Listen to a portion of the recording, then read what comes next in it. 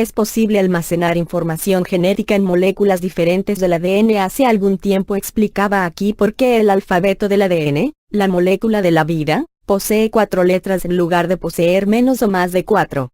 Explicaba que esas 4 letras son el mínimo necesario para que el ADN contenga adecuadamente la información del orden en el que deben estar los aminoácidos de las proteínas, que son las moléculas que participan en todos los procesos vitales, incluida la propia replicación del ADN.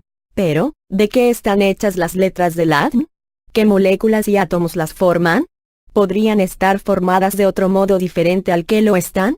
Esta pregunta tiene su interés, aunque solo sea para averiguar si el ADN de organismos extraterrestres tendría que ser necesariamente igual que el nuestro.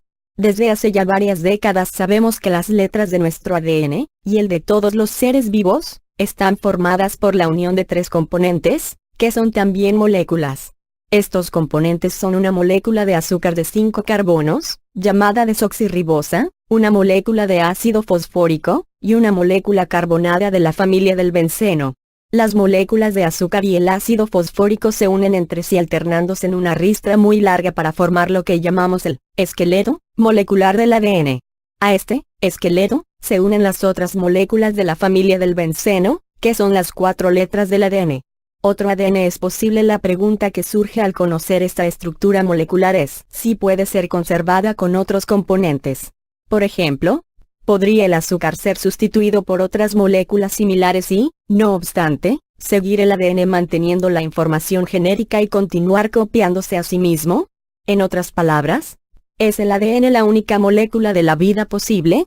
Para responder a esta pregunta, un grupo de investigadores europeos y estadounidenses han creado por procedimientos químicos 6 ADNs artificiales.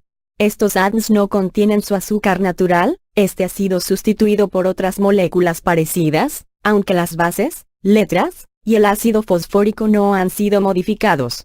Lo primero que constatan los investigadores es que este ADN extraño, al que genéricamente de ENOMINANXDN, OXNA, en inglés, puede unirse a la secuencia de letras complementarias del ADN natural, e incluso del ARN, el otro ácido nucleico de la vida, y formar la famosa molécula de doble hélice con él. Es decir, este ADN artificial puede adquirir la estructura típica del ADN natural y almacenar en ella la información genética.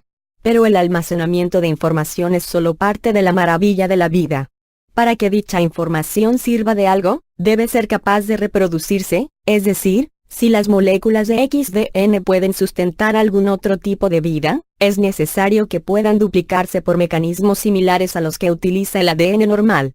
Mutantes para otra vida. Para ver si esto era o no posible, los investigadores generaron mutantes de la proteína encargada de la reproducción del ADN en nuestras células, la llamada ADN polimerasa.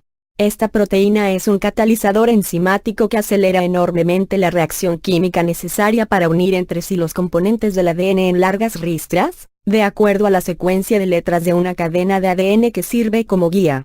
La ADN polimerasa recoge los componentes individuales del ADN del medio celular y los une entre sí a gran velocidad, siguiendo la secuencia de letras de la hebra guía. La ADN polimerasa, como casi todas las proteínas enzimáticas, es extremadamente exquisita respecto a las moléculas sobre las que actúa y es incapaz de sintetizar XDN. Sin embargo, algunos de los mutantes de esta enzima generados por los investigadores eran capaces de sintetizar XDN a partir de ADN normal, mientras que otros mutantes podían sintetizar ADN a partir de XDN. Esto confirmó que era posible trasvasar información genética de un tipo de molécula a otra, lo que igualmente sucede en la naturaleza entre el ADN y el ARN. Estos interesantes descubrimientos, publicados en la revista Science, sugieren que la información genética, imprescindible para cualquier proceso vital, no necesariamente debe encontrarse almacenada en ADN, sino que moléculas similares a ella podrían ser empleadas como medio de almacenarla y duplicarla por otros seres vivos en planetas lejanos.